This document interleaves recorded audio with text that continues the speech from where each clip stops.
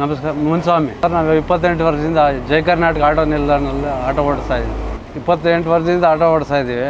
ನಮಗೂ ಸ್ವಲ್ಪ kidney liver problem ಇತ್ತು. ಅದೇ ಟೈಮ್ಗೆ ಪ್ರದೀಪ್ ಈಶ್ವರ್ ಸಾರು ಈ 5,000 ಸಹಾಯಧನ ಮಾಡಿದ್ದಾರೆ. ಅದರಿಂದ ಸ್ವಲ್ಪ ಉಪಯೋಗ ಆಯಿತು ನಮಗೆ.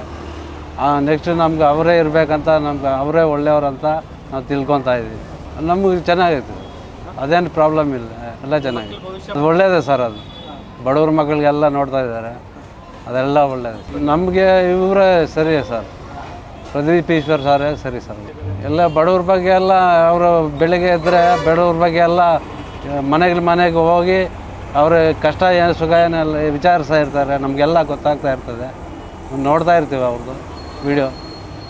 ಅದು ಒಳ್ಳೆಯದೇ ಸರ್. ಅದು ಯಾರೂ ಮಾಡಿಲ್ಲ ಇದುವರೆಗೂ ಅಂಥ ಕೆಲಸ ಅವ್ರು ಮಾಡಿದ್ದಾರೆ.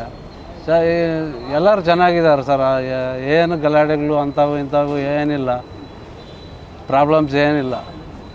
ಅದು ಹಂಗೆ ಇರ್ಬೇಕು ಸರ್. ಶಾಸಕರು ಅಂದಮೇಲೆ ಹಂಗೆ ಇರ್ಬೇಕು ಸರ್. ಅವ್ರ ಕಷ್ಟ ಎಲ್ಲ ಸುಖ ಎಲ್ಲ ತಿಳ್ಕೊಳ್ತಾರೆ.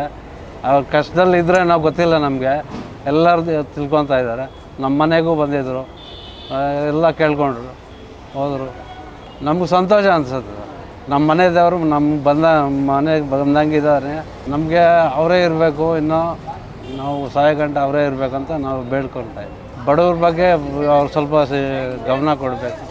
ವರ್ಷ ಆಟೋಗಳು ಡ್ರೈವರ್ಗಳ ಬಗ್ಗೆ ಪರವಾಗಿಲ್ಲ ಸರ್. ಆಂಬುಲೆನ್ಸ್ ಎಲ್ಲಿಗೂ ಮೀಟ್ ಆಗ್ತಾ ಇರ್ತವೆ, ಎಲ್ಲಂದ ಅಲ್ಲೇ, ಅದೇನು ತೊಂದರೆ ಇಲ್ಲ ಆಂಬುಲೆನ್ಸ್.